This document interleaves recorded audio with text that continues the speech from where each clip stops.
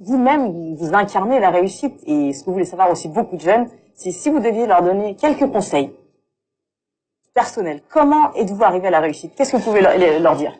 Mais moi, j'ai travaillé. Alors, il faut énormément travailler. Il faut avoir de la chance. Mais la chance, ça se tente. Hein. Je serais fou de vous dire que j'ai pas eu de chance. Il faut avoir de la chance au moment clé. Et il faut...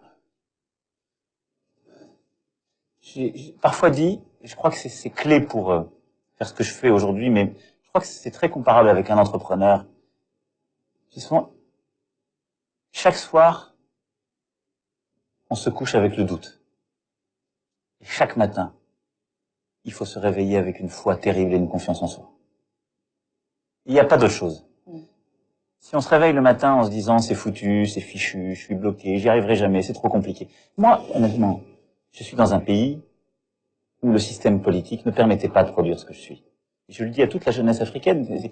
Moi, on a passé mon temps ces dernières années à m'expliquer que ce que je viens de faire était totalement impossible. Il fallait avoir un parti politique, d'abord avoir été élu, etc., etc. On me l'a expliqué tout au long de la campagne présidentielle, jusque dans les derniers jours. Donc évidemment, j'ai pris en compte certaines critiques. J'ai répondu à des points.